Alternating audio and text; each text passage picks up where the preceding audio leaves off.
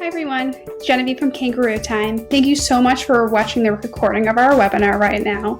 At Kangarootime, we create software for childcare centers. We're an all-in-one solution that helps centers grow their business, connect with their families, and effectively manage their staff members. Our software will help you automate your entire business, including payments, billing, check-in and check-out for children, keeping track of staff hours. We also do classroom automation, and this gives your teacher prompts while they're in the classroom to update parents on feedings, diaper changes, and developmental milestones. And it really hardwires the parents into the early education experience, and they get a beautiful feed of content right on their smartphones. So if you're looking for billing and a payment solution, a parent app, or staff scheduling, contact Kangarootime today. Thanks so much and enjoy the webinar.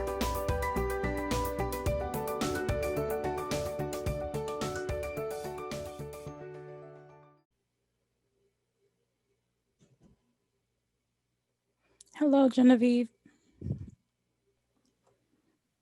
Hi, Audra. How are you doing? I'm well. How are you? Good, thank you. Awesome. Sorry for all the last minute changes. Oh, no worries at all. Hi, Scott. Hey guys, how you doing? Good. How are you? Good. Okay. And Audra, I'll be on the whole time. So... Oh, sorry. We're in prep mode? Yeah, we're in practice mode until you guys give me the green light. Okay, cool. I'll be on the whole time. So if you want, it's up to you. Usually I'll help Scott field the Q&A. And if you want me to do that, I'm happy to do that. I probably can't answer these questions, but if they happen to have an easy one, I can take that if that will be helpful. Cool. Okay, Scott, so you're going to do the intro and then I close it out? I am, yeah. Okay, let me know when you're ready. I am ready. All right, I'm going live.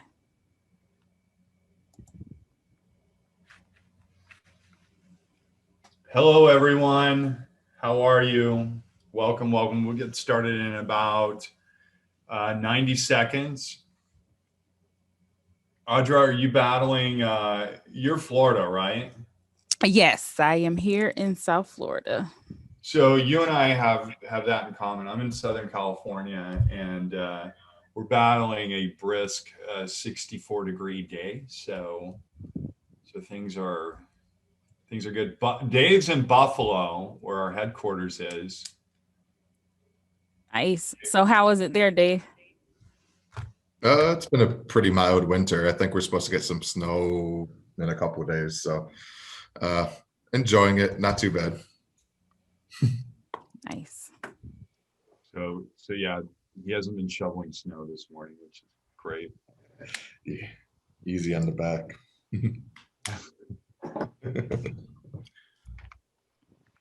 Awesome. Audra, well, I'll kind of kick this off. We really appreciate you doing this.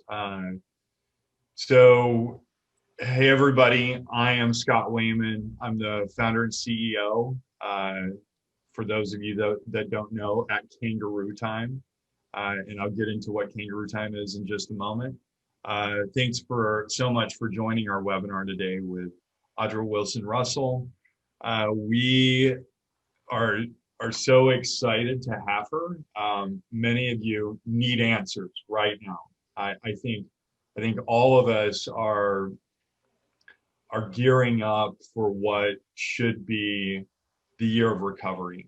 Just a great year to kind of claw back the tumultuous 2020 that we just exited. And I'm super excited to hear some guidance from Audra and what she has to say about PPP, second draw, and Consolidated Appropriations Act. Anyway, thank you for joining us. We collaborated with Audra many times in the past, and you can see some of those collaborations on our YouTube channel. So if you go to YouTube, search for Kangarootime. We have, I think, nearly 60 educational videos that we started doing at the beginning of COVID. So we've been busy, over the last 9 months putting these on. And we've been so fortunate to have content partners like Audra to do the hard work and present. And we've been super fortunate to meet thousands of you, which has been amazing. Audra, this is actually your program, and we thank you for having us. And we wanted to kick it off with a 5-minute overview of what we're doing with our product, with agency billing and subsidies, which is critical right now. We felt like we've always done the revenue cycle management and payments better than anybody on the planet. That's our jam. That's what we do. We also have classroom automation, so tools for your teachers, and parent engagement, which we do really well. If you look in the App Store, we have just excellent ratings. Our UI UX team, so our designers, they work really hard to make the software usable for everybody. But in the area of revenue cycle and the back end of the childcare operations, we feel like we do it best. Our new subsidy billing platform is something that we just launched, and we're super excited about it. This tool was made specifically for childcare providers who accept subsidies. And now providers are able to automate the invoices to families who use subsidy, collect those co-pays, calculate those differentials, understand absent days, and manage all the attendance, monitor expiring contracts. And it's beautiful. So with that said, I'm going to have Dave just give a quick overview. Dave, you've got like 4 minutes. I think Audra's going to have to unshare screen. You take over, and then we will get started with content. Cool. Well, thanks for the intro. I'm David Gonzalez. I'm a product manager at Kangarootime, and happy to share with you what we've been working on from a subsidy management perspective. So what you'll see right away in this new module that we developed is a dashboard that surfaces the key information that you need to know without you having to go search through the system to find it. So what you'll see are the plans or the contracts that are active, expiring, or inactive. We know that's a pain point, trying to keep track of who needs to be renewed and when. So this gives you a at a glance view as soon as you log in to understand that, hey, look, I have 10 contracts or plans that are expiring soon, and that I should probably kick off the process of getting those families renewed. After I see this, I can drill down into the plans area, filter by who's expiring soon, and there I have my list. And then I can go ahead and start the process of working with each of these families to make sure that they don't have any gaps in care. So again, that just reduces time and effort in getting the information you need to know to manage your subsidies or your subsidy families. Second is allowable absent days. So actually just looking at the attendance portion of subsidies is really, really important. We understand that. We know that depending on your state or county, you're going to be provisioned a certain amount of, or each child is provisioned a certain amount of absent days that they can use towards their reimbursable hours or reimbursable days. We capture that tally. We use our parent app information on check-in and check-outs to be able to keep track of absent days. As you see, we keep a running log. You can see how many absent days are used, remaining, and then during whatever period of time that you monitor your reimbursements over, you get to see how many reimbursable hours or reimbursable days have been accrued.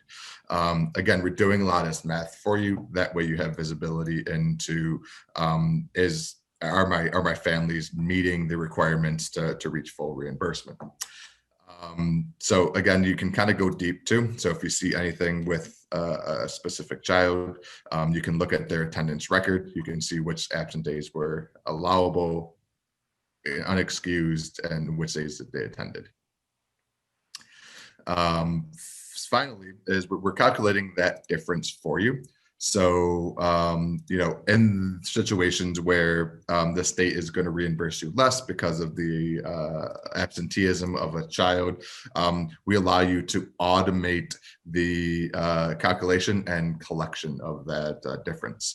And that's kind of like, so kind of, again, doing all that math and making it easy for you to make sure you understand, you know, who's meeting their attendance hours, keeping everyone at the threshold they need to, if they're not going ahead and collecting that lost revenue that you lost from the absenteeism. The last bit I'll show to you is the accounts area. That's really simple. You get to see the status of the accounts, who's paid, who's overdue, and who's approved. You can always manage those who are overdue. And again, you don't have to go far to find that information. So again, kind of, I think the three takeaways is we're making it easier for you to, one, get the information that you need to know as it relates to subsidies. Two, helping kind of automate and streamline processes so you can spend less time digging through all of your contracts and actually identifying who's expiring soon. And then three, in real time, understanding who's meeting their hours and who's not. And making sure that everyone's kind of up to date. And four would be also in the instance where you do see a reduction in reimbursement, giving you the ability to automate charges to collect a portion of that if you'd like to. So more to come on this, but thanks for letting me share this with you today, guys. And you know, feel free to reach out to me or Scott or Jen if you have any questions. Awesome, David. Yeah, this is something we feel like is very revolutionary for owners and directors out there. Gives you everything you need to know, you need to manage subsidy payments and the entire process. We're actually hosting a virtual product launch on January 19th at noon Eastern time. So please join us in an overview of the new tool. We'll go into much more depth then. Genevieve's going to share the link in chat so you can sign up for that. But that being said, let's get to the important stuff that you all came here for. I wanted to introduce Audra. She is a certified CPA and the owner of WATS CPA, virtual accounting firm based in Florida. She focused on helping childcare businesses and childcare business owners run their early education schools and businesses. We previously met at a conference and she's done some amazing content for us. I recommend that everybody heads over to our blog and check that out, kangarootime.com/blog. She has multiple entries of content there. Real quick, if you're here, you will get a certificate. We will email it to you. Please don't email us. We get those emails all the time. Genevieve will get it out to you.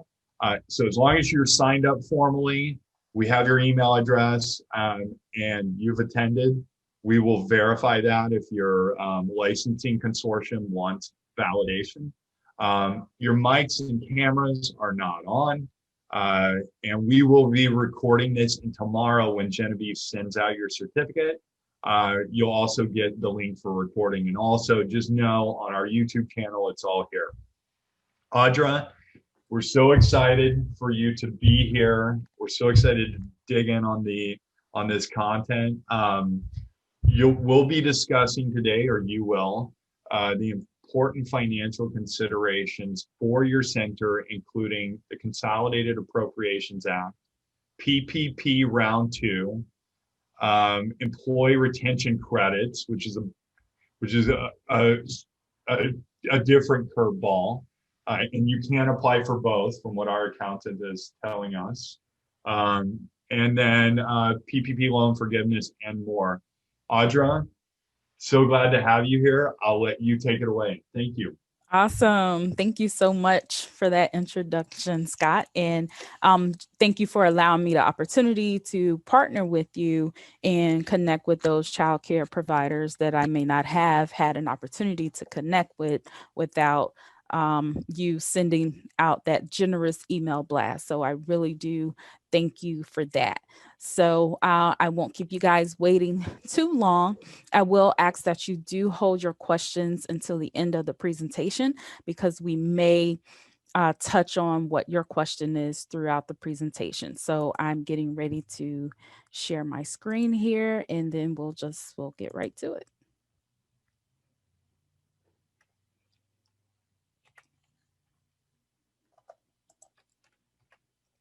Okay, before we start, I have to read this disclaimer. The information in these materials, as well as any additional information provided by the presenters, should not be considered legal or accounting advice.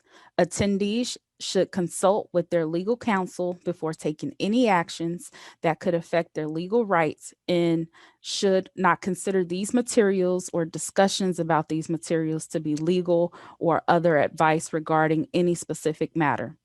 The webinar is being recorded and may be available after the conclusion of the event.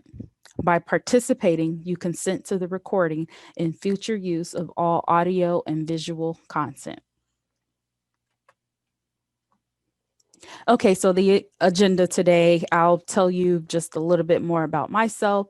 We'll review both the PPP loans and the EIDL loans, the EIDL, the forgiveness process for the PPP loans, talk about some payroll tax credits, and then the $10 billion set aside for the Childcare and Development Block Grant. And then also I'll provide you some link to the resources that are within the presentation. So as well as the link to the video for today's recording, you'll also receive a printout of the handouts of today's presentation.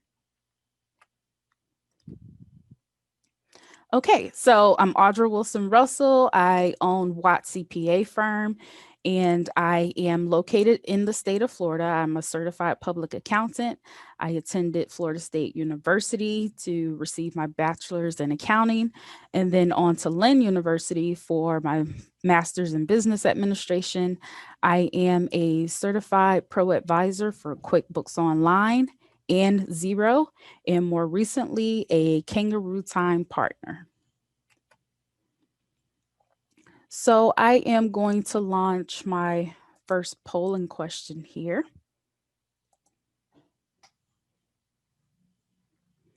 Take a few seconds to answer that. I just want to see who we have in the room with us today.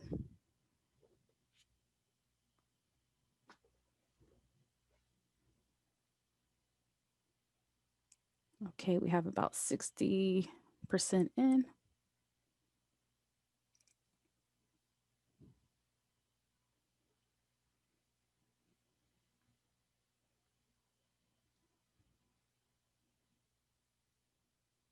Okay, I'm going to end the poll and share the results.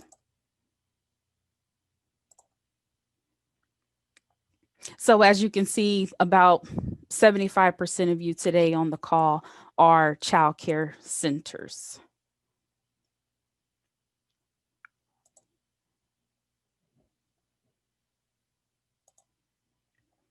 Okay, and I think I had a second polling question on there that I want to launch before we get started. And that is, how many employees do you currently have?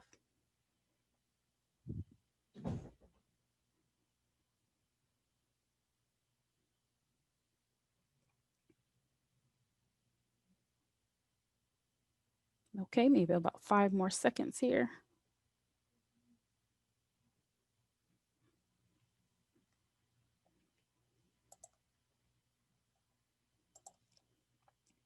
Okay, so the majority of you here on the call today have 20 or more employees. So PPP is definitely a big topic.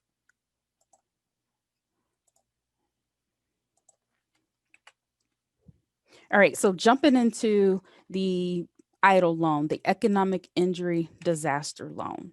So who's eligible for this? Anyone who suffered a substantial economic injury as a result of a disaster, have 500 or fewer employees, are nonprofit, sole prop, independent contractors, and this is an actual loan. So this isn't one that you can apply for forgiveness for. This is a loan through the SBA up to $2 million, paid back over 30 years at 3.75% or 2.75 if you are a nonprofit.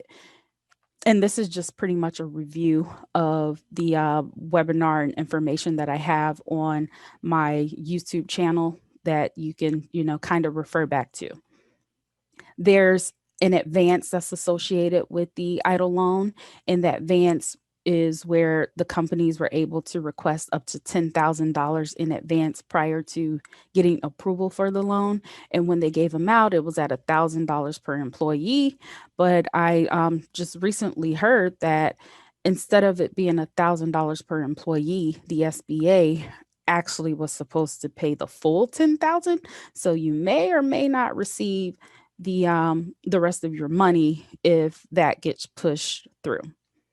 And this is for businesses with fewer than 300 employees located in low income areas. This is the second round of the EIDL advance. And people who are eligible, if they can show an economic loss of at least 30%, not in an agricultural business. So the advance can be used to pay sick leave, payroll, meet other increased costs due to COVID, mortgage payments, and those types of things. In the beginning, the EIDL advance was supposed to reduce the amount of your PPP loan forgiveness, but with the new act, they've done away with that. So it will not reduce your PPP loan on your forgiveness application. And it is not considered income. It's a grant, pretty much free money that you do not have to pay taxes on. So be careful on your 2020 and your 2021 tax returns to ensure that you don't pick up that income as taxable. So now heading over to the PPP loans, the first and the second draw. So up to $284 billion towards the retention and certain other expenses. This is the second draw, the $284 billion, and the applications have opened as of Monday, the 11th, and they will close on March 31st or when the funds run out.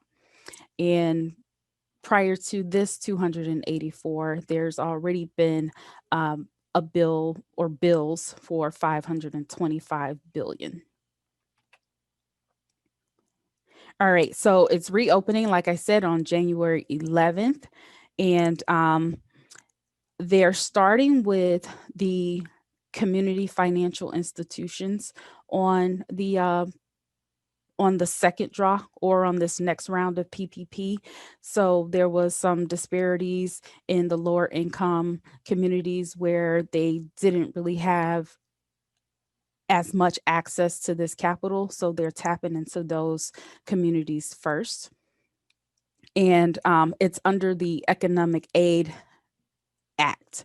So building on the success of the first round of the SBA is continuing to address potential barriers to access to capital for minority, underserved, veteran, and women-owned businesses.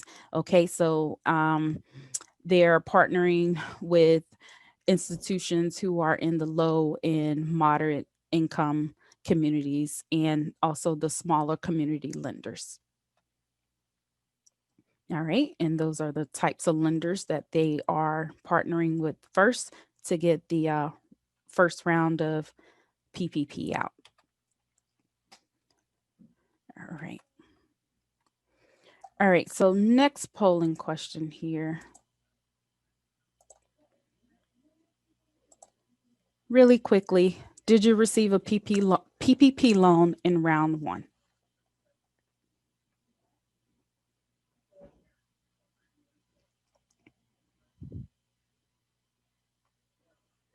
Okay, I'm going to end the poll. And it looks like the majority of everyone on the call received a PPP loan.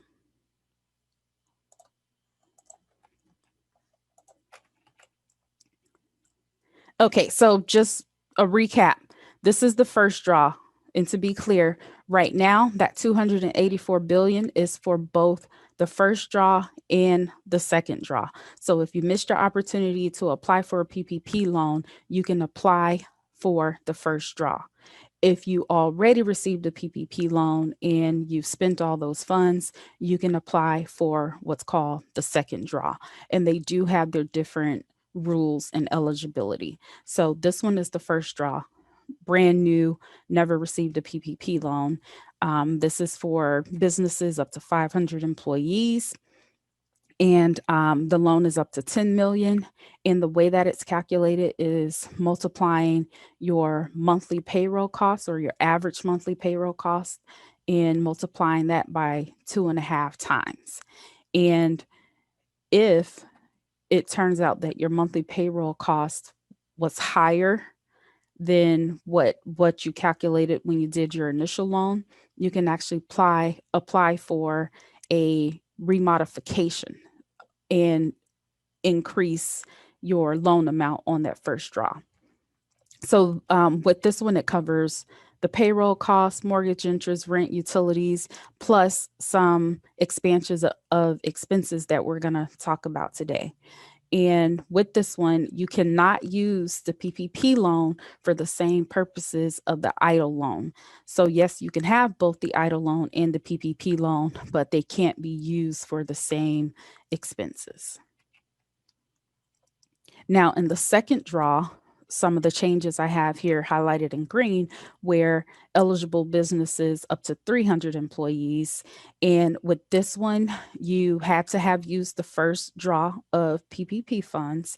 And then it also requires a 25% or more reduction in gross receipts from a comparable quarter in the prior year. So breaking that down, what that's saying is, when you look at your profit and loss statements for the quarters for 2020 compared to 2019, let's just say the third quarter for as an example, your 2020 third quarter would need to be at least 25% of a reduction from your gross receipts in the 2019 quarter.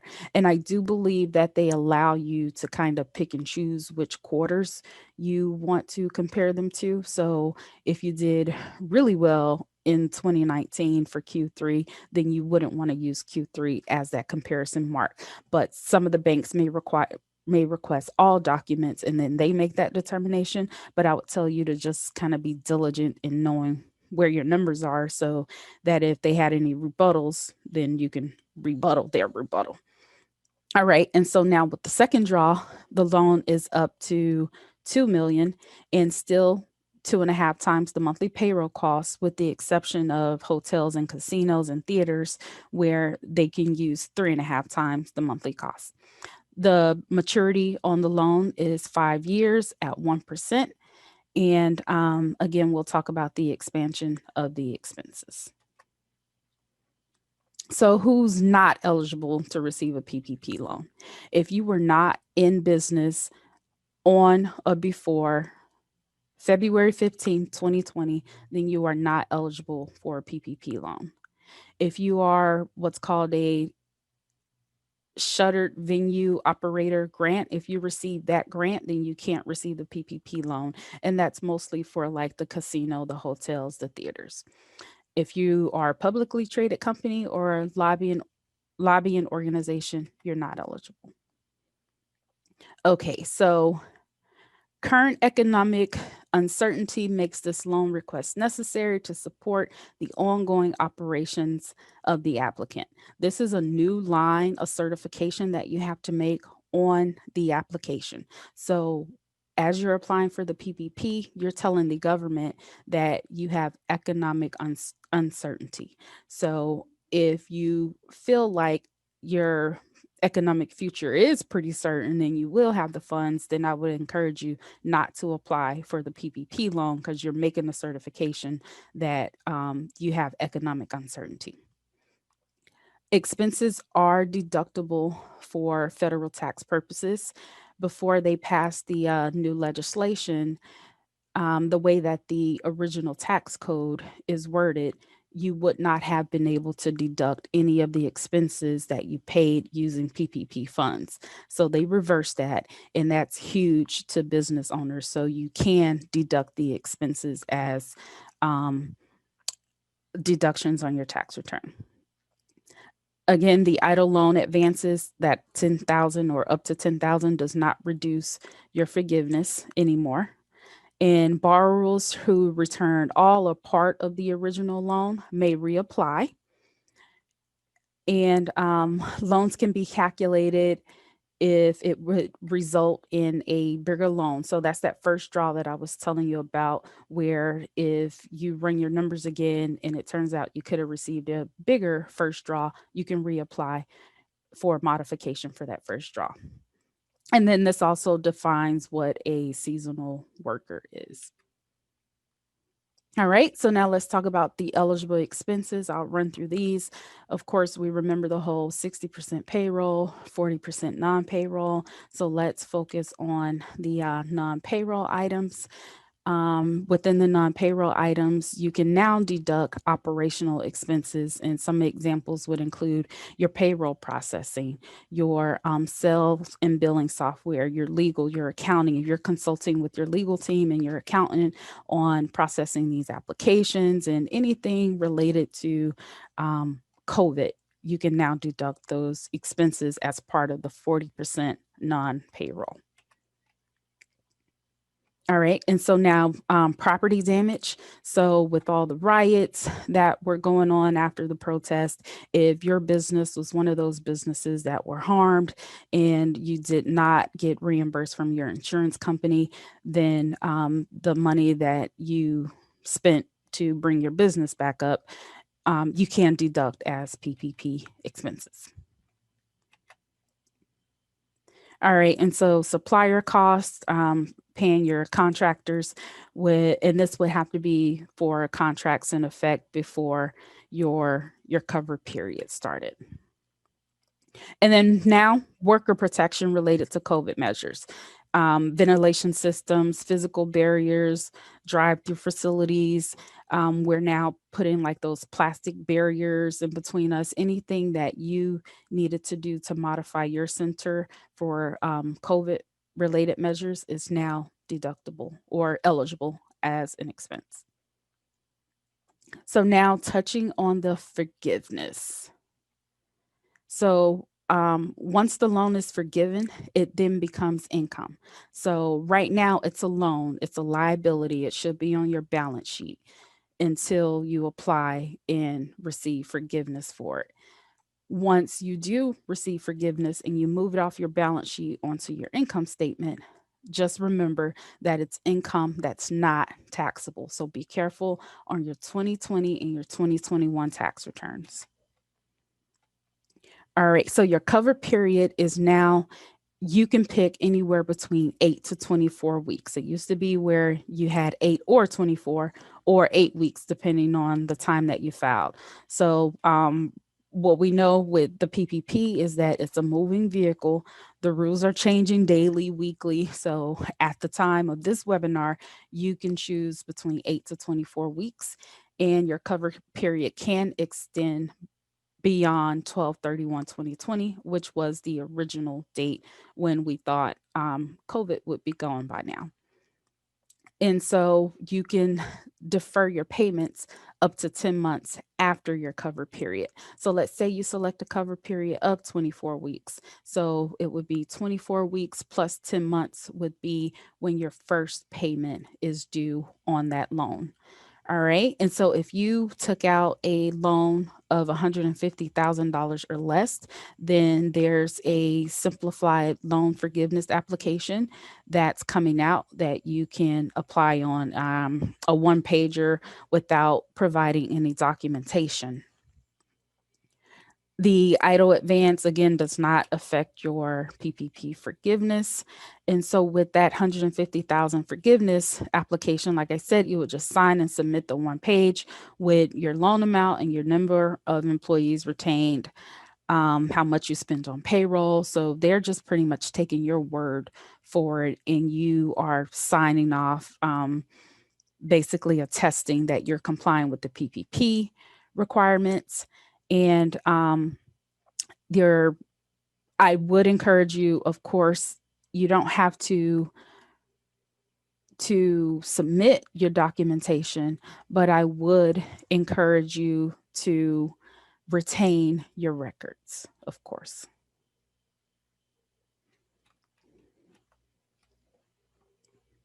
All right, so there's a new safe harbor deadline. PPP loan forgiveness is reduced for borrowers that reduce wages or employment levels for the covered period. So remember, you had to rehire those employees, bring them back in order to have the entire PPP loan forgiven. So here are some kind of safe harbor dates. So if you did have a reduction in staff, and you were on the kind of like the original first draw PPP loan, then you need to restore those employees by August 8th of 2020. I'm sorry, December 31st, 2020. So on the second draw, you need to restore your salary levels at least through the end of your cover period. So your cover period could be anywhere between 8 to 24 weeks. All right, let's see. So for the forgiveness, pretty much a timeline. You'll submit the application. The lender will have 60 days to look at it and send it off to the SBA. The SBA will have 90 days to make a decision. And then for loans that are $2 million or more, the SBA is requiring you to complete a loan necessity questionnaire to kind of prove that the loan was needed in the first place. And then any remaining balance that is not forgiven, again, you'll pay that back over either 2 or 5 years, depending on when you receive the PPP at 1%. All right, so some documentation that you would want to have in place would be your 2019 and your 2020 business tax returns, or at least your profit and loss statements from 2020, your payroll tax returns, your 1099s if you're an independent contractor, your Schedule C if you're sole proprietor, and of course your payroll records, your health insurance information, and your retirement information. Other documents may include canceled checks, receipts. I won't really go over that because it depends on the bank and what they're requesting for forgiveness. So there's 3 applications currently, unless something changed as of the date of this webinar. So let's talk about all 3 and which one you would fall under. Under the 3508S, this is for loans of $50,000 or less. And the borrower that with its affiliates receive PPP loans totaling $20 million or greater cannot use this application. So $50,000 or less. And then there's the 3508EZ. For this one, you would have to be self-employed without employees and did not reduce your wages by the 25%. Or did not reduce your wages by the 25%, nor that they were not because of the operating restrictions due to compliance with COVID. So if you had to reduce it by 25% and it was due to COVID requirements, then that's kind of a safe harbor there. All right, and then this one is pretty much the long form. So if you're not eligible for the first 2, then you would default to this one. All right, so payroll tax credits. Now available to businesses that took the PPP loan. That's big because in the beginning, if you took the PPP loan, you could not take the employer retention credit. Now they're allowing you to take both. The only difference is you can't calculate the credit on the same wages. So if you're calculating your PPP loan based off of the last 2 quarters of 2019, then you cannot calculate your employee retention credit on the last 2 quarters of 2019. So you want to be very strategic, sit down with your CPAs and also your payroll software provider to see what makes sense in applying for the retention credits and the PPP loan forgiveness. So with this one, there's 2 retention credits out there. There's the one for the original one in 2020, and then there's kind of like a remix in 2021.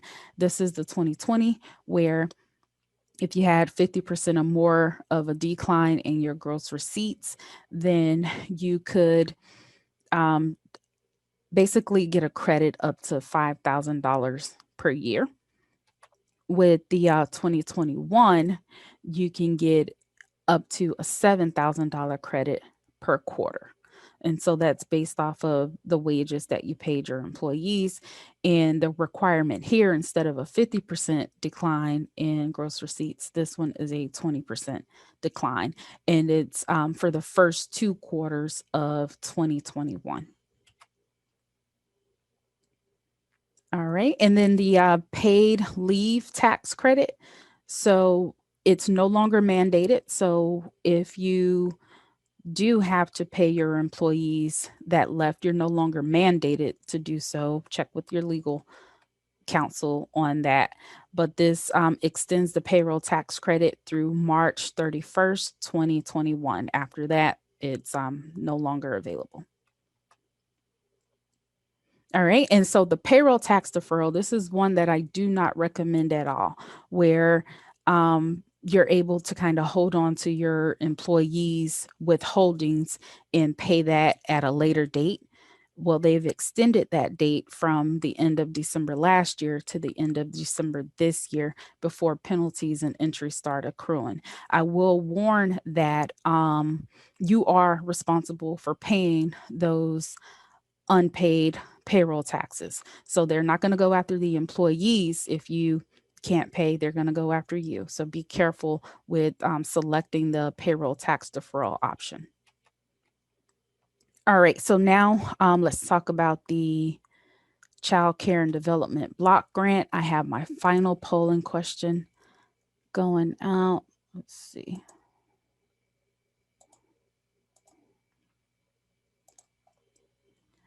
Do you currently participate in the Child Care and Development Block Grant?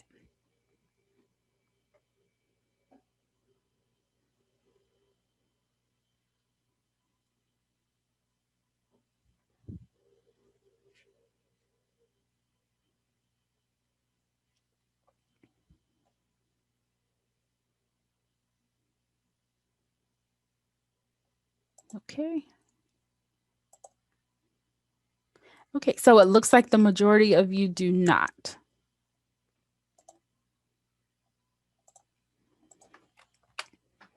All right, so there's an additional $10 billion to help prevent, prepare for, and respond to coronavirus. And this is used as a supplement, not a replacement to the already general revenue funds for child care assistance for low-income families. So if that's not your area, if you're not using the block grant to serve as low-income areas, you may want to inquire about the supplemental funds that could be used outside of the low-income families. All right, so with this, funds under this heading of the Act is providing relief from co-payments and tuition payments for families. So we're not quite sure how all of this is going to play out. I believe the states, all have to come up with their own plans of how they're going to push the funds out. So they'll have their own process of how everything works on the co-payments and the reimbursements and everything. So I would say check with your state agency who basically runs the block grant to see what the rules are in your respective states. Funds may be used for paying the portion of childcare providers' costs ordinarily paid through family copays, and funds provide continued payments and assistance to childcare providers in the case of decreased enrollments or closures related to coronavirus to ensure they are able to remain open or reopen as appropriate and applicable. So the government is pretty much funding childcare providers right now to keep you guys afloat and stay open. States are encouraged to place conditions on payments to childcare providers that ensure the childcare provider use a portion of the funds received to continue to pay wages and salaries. So just like the PPP loan has like their stipulation on how much has to be payroll, how much has to be non-payroll, states are going to be encouraged to kind of implement their own little rules there. Agencies may use funds provided to support the stability of the childcare sector and to help providers afford increased operating expenses during COVID-related health emergencies. The agencies are expected to publicize widely the availability of the funding and also include center-based childcare providers. This includes the family childcare providers and group home care providers. Agencies are encouraged to implement enrollment and eligibility policies that support fixed costs for providing childcare services. And this is kind of delinking the provider reimbursement rates from the eligible child's absence in closures due to COVID-19. So I think that's a big deal with like counting the absences there. States are authorized to use funds to provide childcare providers assistance to healthcare sector employees, emergency responders, sanitation workers, farm workers, and other workers without the regard to the income eligibility requirements. Funds provided to states may be used to provide technical assistance to childcare providers to help providers implement practices and policies in lines with guidance from state and local health departments and Center for Disease Control and Prevention regarding the safe provision of childcare services. So definitely tap into those agencies to see what you can get to help you get in line. All right. So for carrying out the Childcare Development Block Grant of 1990, $5.9 billion will be a supplement. Again, not a replacement of what's there for the low income families, but as a supplement. So now some resources. Gusto Payroll has a really awesome resource page where if you're not eligible for the EIDL loan, the PPP, you can go on here. It's very interactive and you can filter it by state to see what organization or what entity may have a grant program or a loan program that you could potentially qualify for. I'll also provide you with these links. As I stated before, I have YouTube videos from the past going over the original PPP stuff, some forgiveness videos and other educational videos on my YouTube channel. I have a link here for the PPP application, the second draw application, the EIDL loan link, link to some lenders, and then also FAQs. If you have further questions, you can go directly on the Department of Treasury's website and look at their FAQs. And they also have FAQs on the loan forgiveness process. So I think those will be great resources of information for you there. And just a little bit about myself. I'm a virtual CPA firm. I specialized in outsourced CFO services, tax preparation and also bookkeeping and accounting, primarily to childcare providers. And these are my services. It'll be on the printout there for you. And then I do want to make you aware of some things that I do have that are specifically geared towards the childcare industry. I recently put out an ebook, a free ebook on the top 5 KPIs every childcare center should track. And I do believe that webinar is on Kangarootime YouTube channel. I'll also post the ebook and the link there so you can have that there to download. We have a Facebook group that is geared towards the business side of childcare, so more things financial, and then also my YouTube page. Okay. And so anyone who's on the call today, if you are looking to get kind of PPP forgiveness ready or ready for the upcoming tax season, then let's have a 30-minute video strategy session. This is complimentary, just so we can kind of get to know you and understand your business and understand what your goals are. And we're pretty much everywhere on all social media platforms under WATS CPA. So find us and connect with us. And at this time, I would really love to thank Kangarootime again for allowing me to partner with you and present to you this important information on the Consolidated Appropriations Act. And I will entertain questions at this time. Genevieve, is there anything that you would like to say to close out before we go into the Q&A? No, I think that is all. Thank you so much for doing this for us. We had so many requests from people about the new legislation that was passed, so we really appreciate that you doing this for our community as well. It's always great to come together with one of our great partners. So thank you so much for that. We'll also share all the information that we have that Audra is providing today in a follow-up email. So along with the recording, a certificate, and then all this information that Audra is sharing, will include then a follow-up email that will go out tomorrow. So other than that, that's all I've got, Audra. And Awesome. Thank you. Okay, so I do have a few questions coming through, and we do have some time left. So I'll go through those questions and answer as best as I can. So the first question, in regards to employees' health benefits as a deduction, can you deduct the costs to establish a healthcare benefit plan?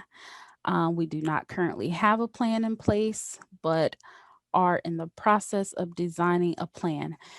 Yes. So as part of the benefits, if it falls within the cover period, so if your cover period that April 2021 falls under your cover period, then you could use it.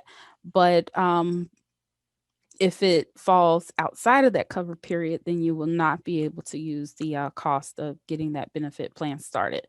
But of course, if this is for the second draw PPP, which hasn't started yet, then yes, you would be able to use that. To my understanding, you would be able to use that as a benefits cost. Do you still have to repay the $10,000 grant for EIDL if you got it in the previous PPP? No, the answer to that is no. So if you receive the forgiveness and they reduced your forgiveness application, then you may want to go back to that bank because they may owe you some more money because they switched up the legislation where it no longer reduces your PPP forgiveness. Okay, so the next question I have here, I received $3,000 from an EIDL loan in April and then offered a loan in June. I only took a portion of the loan, $20,000 out of the $37,000. Okay. I'm wondering if I'm able to request the additional balance that I did not take. an extra 17,000. And this is all the EIDL loan. I believe the answer to that is yes. The government is very like they need to get rid of this money. So they're pretty much funding everybody who needs the money. So if you didn't, I know for sure for the PPP loan, if you applied and you returned the money, or if you returned a portion of the money, that you can reapply for the difference. For the EIDL loan, I'm not 100% sure, but I would lean more towards yes, if they're following kind of like that PPP model. So I would definitely reach out to the SBA and see if you can reapply to get the additional 17,000.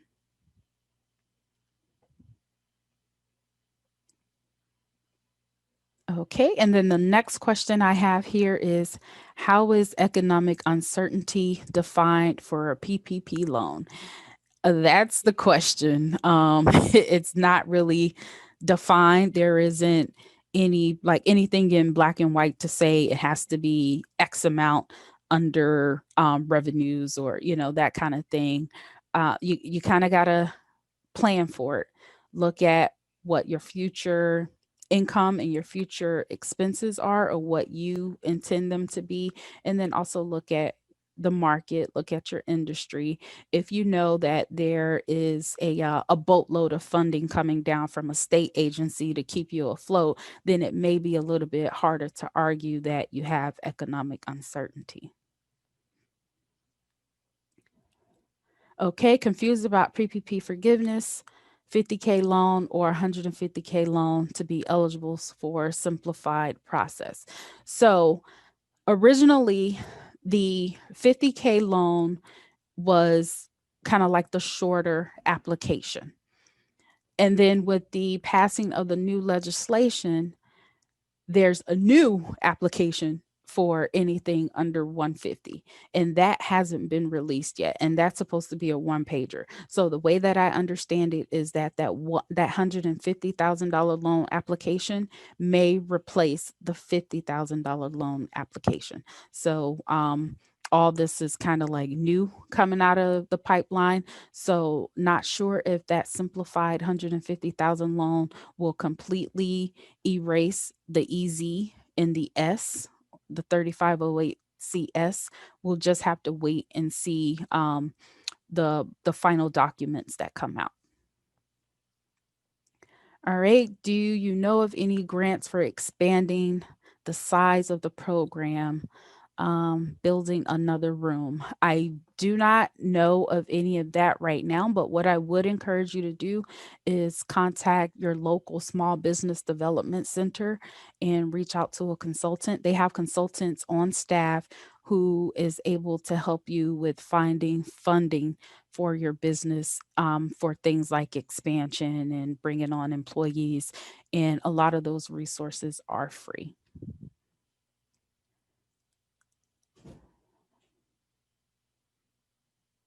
Okay, yeah, so there's nothing on the SBA site right now because the bill was just passed, and now everybody's scrambling to produce the fruits of the bill. So it may be a week or two or a few weeks before any of the forgiveness applications are readily available. I would just say be in contact with the banks that you originally applied with, just to kind of keep updated with the forgiveness process. Any idea of when the dates are for the revised 150? Again, no. So all of this is brand new and they're scrambling, trying to figure everything out right now. So I think we answered all of the questions and we have about 3 minutes here left. So again, I would like to thank everyone for taking the time out of their busy day to join us on this webinar and learn about the Consolidated Appropriations Act. Again, we'll follow up an email with a link to the video, the PDFs, and all of the other resources that were within the PDF. So you guys enjoy the rest of your day, and thanks for watching.